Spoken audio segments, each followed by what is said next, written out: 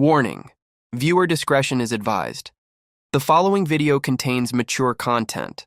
Some of this video may contain themes that some viewers may find disturbing. Some of this video is intended for mature audiences only. Trigger. Warning: also, some of this video may contain flashing lights and strobe effects.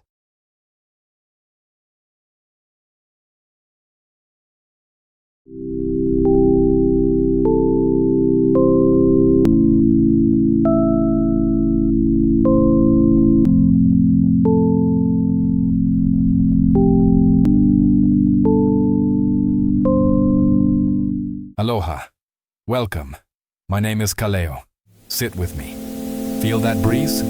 That is the breath of our ancestors. It cools the sun on our skin. Here, time does not race, time moves like the tide. It comes in, it goes out, and it is always right on time. The children run fast on the warm sand. The sun goes down in a rush of gold and purple fire. We gather close in a circle of the firelight. We eat fresh fish cooked in leaves. I look at my people, my blood, my chosen ones. I am rich.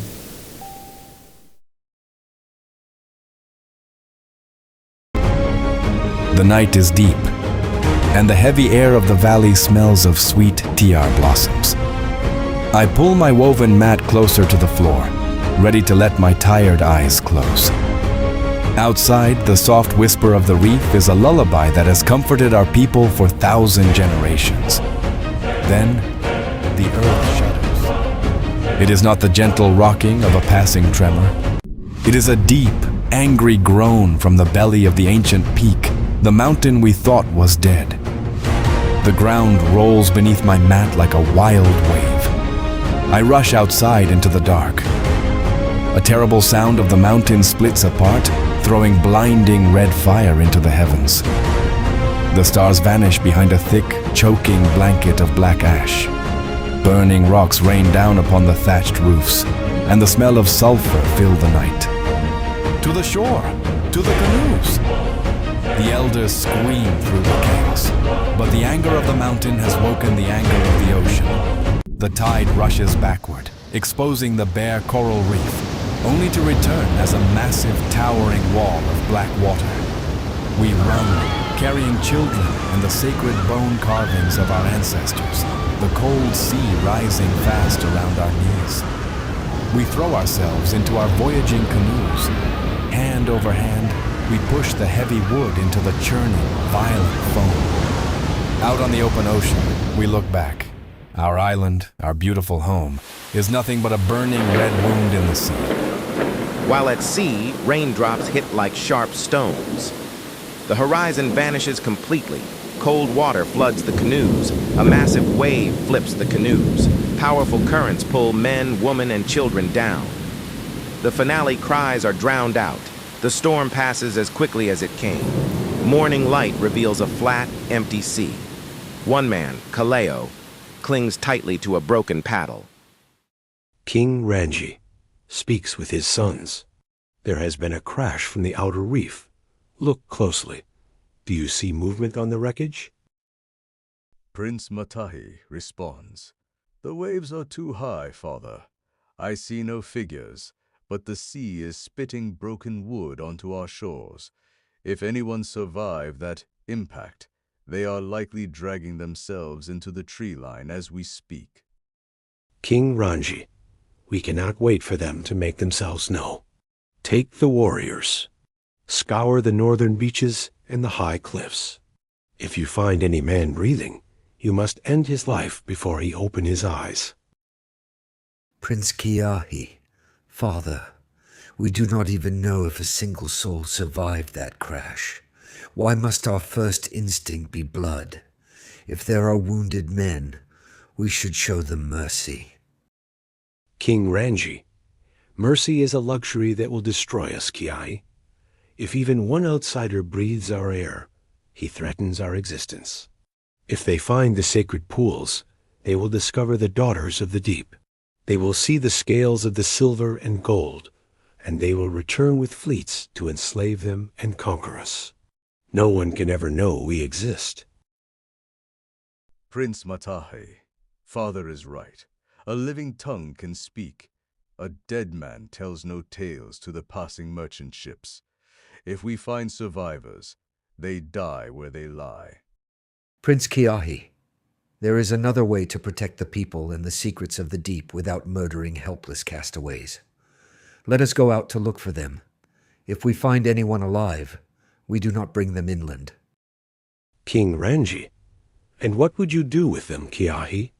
Hide them forever? Prince Kiahi, no. We bind their eyes immediately. We load them onto a war canoe under the cover of night, before they can ever glimpse the mermaids or the structure of our village. We row thee out past the dangerous currents and leave them with enough water to reach the open trading lanes. They will think they drifted from a generic reef, and our home remains a ghost. Prince Matahe, it is too risky. What if they recognize the rhythm of our drums or the scent of our flora? Prince Kiahi, they will be blind, terrified, and disoriented by the storm. Let us see if anyone even survived the reef first. But promise me, Father, if I find them first, I can lead them away rather than spill their blood on our sacred sands.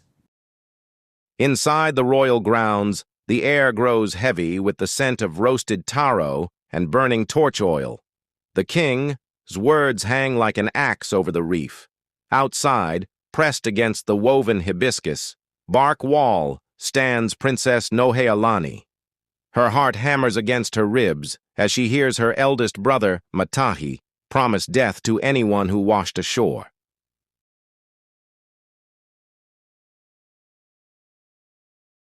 Nohealani places a hand over her mouth to stifle a gasp.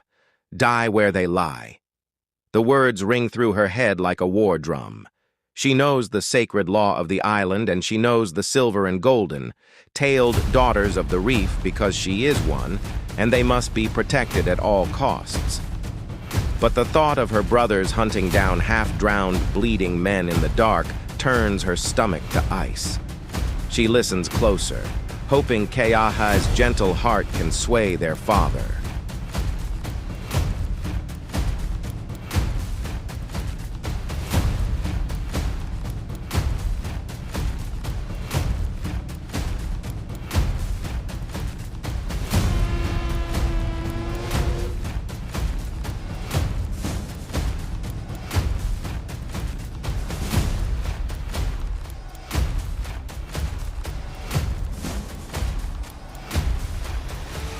A small spark of hope ignites in Nohealani's chest, but it is instantly crushed as Matahi raises his voice in anger, rejecting the plan.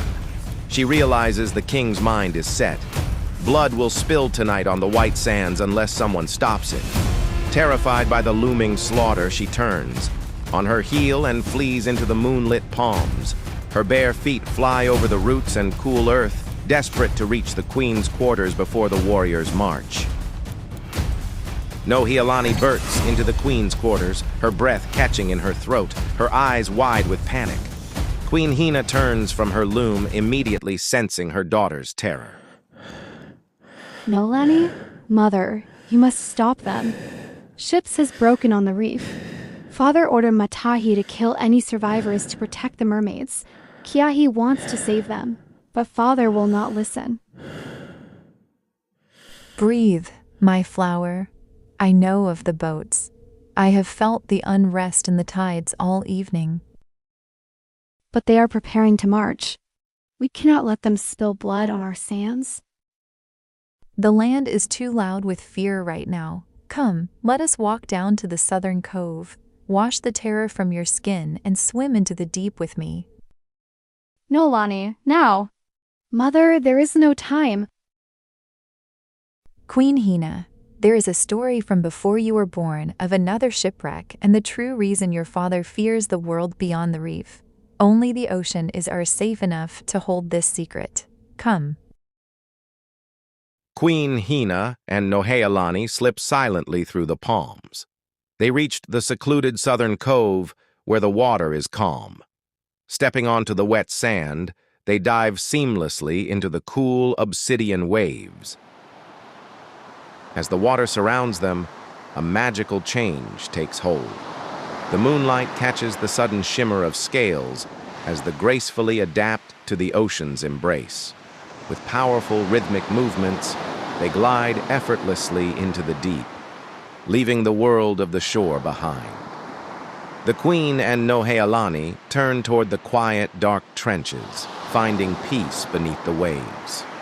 Suspended in the cool, silent depths of the ocean, their iridescent tails fanning gently to hold their place in the current, Nohealani watches her mother.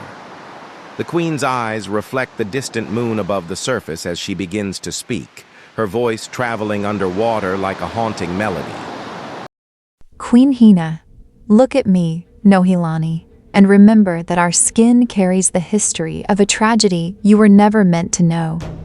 Long before your birth, we did not hide in this isolated corner of the sea. We lived on another paradise, a grand, prosperous island where our people lived in harmony with the gods and the ocean spirits. But rot grew within our own walls.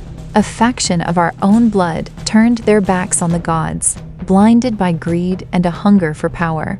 When a foreign ship chanced upon our reef, these traitors did not protect our secret. They welcomed the outsiders. They bartered our sacred truths for iron and gold, leading the invaders straight into our sanctuary. The slaughter that followed turned the lagoons red. Hundreds of our people were butchered in a single night. Your father was not always the hardened king you see today. Back then, he was a gentle prince. But that night, the invaders slaughtered his entire family before his very eyes. His parents, his siblings, everyone he loved. The Queen continues. Only a small remnant of us survived, fleeing into the dark ocean under the protection of the mermaids. We sailed for weeks until the gods guided us to this hidden peak. Your father swore an oath on the bones of his ancestors that no outsider would ever leave our shores alive because a single living tongue is all it takes to bring the monsters back. He does not hunt out of cruelty, my child. He hunts because the ghosts of his past still scream in his ears. The Queen's words hang heavily in the cold current, sinking into Nohealani's heart like stones. For a long moment, the princess remains completely still, her tail brushing against the dark sea silk as she processes the horrific weight her father has carried all these years.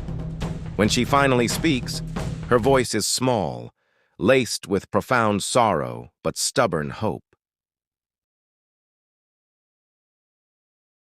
Nohealani, I understand now, Mother. I see the bleeding wounds Father hides beneath his crown, and my heart breaks for the boy who watched his world burn. But why must the past dictate our future forever? Those ghosts belong to yesterday, Mother. The men dying on the reef tonight are not the same invaders who took Father's family. They are just souls broken by the storm. If we meet every stranger with an axe, we let the monsters who destroyed our old home win.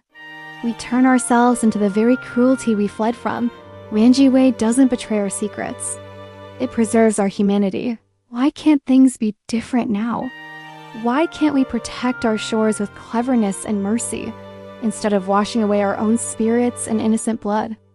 Back inside the royal house, the air remains thick and suffocating. The shadows thrown by the flickering torchlight stretch long and sharp against the woven walls. King Rangi has stepped into the inner chamber to summon the vanguard, leaving his two sons alone. Matahi grips the shafts of two heavy ironwood spears, his knuckles white. He steps directly into Keahi's path, his chest heaving, his voice a harsh, low whisper. Matahi, harden your heart, little brother. This is not a game of mercy. If men are breathing on that reef, we kill them, every single one. Keahi, they are helpless castaways, Matahi. It is murder. Matahi, it is survival. Father's laws protect us from the monsters beyond the reef. If one outsider escapes, they will return with a fleet to destroy our people and hunt the mermaids. Stay out of my way, Keahi, or find the strength to do what must be done.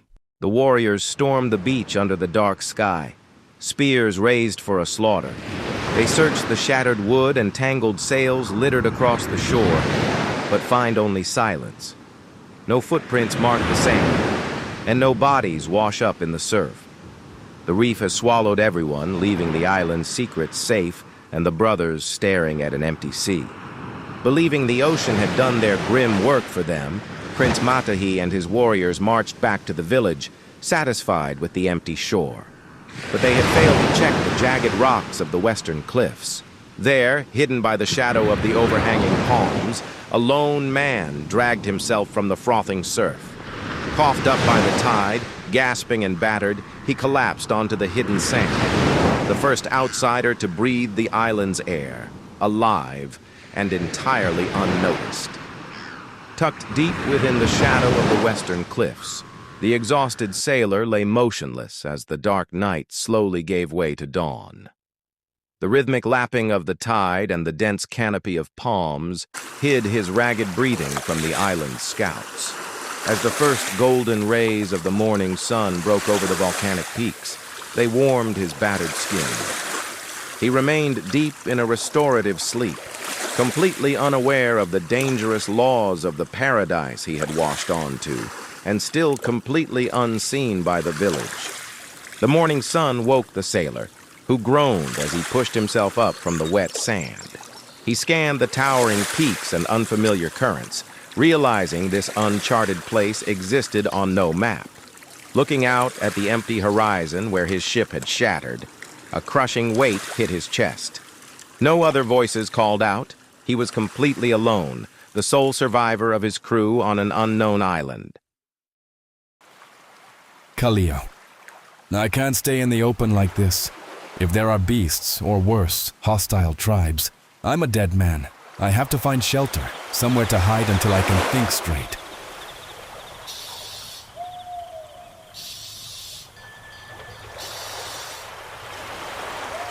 He staggered toward the tree line, his legs trembling from exhaustion.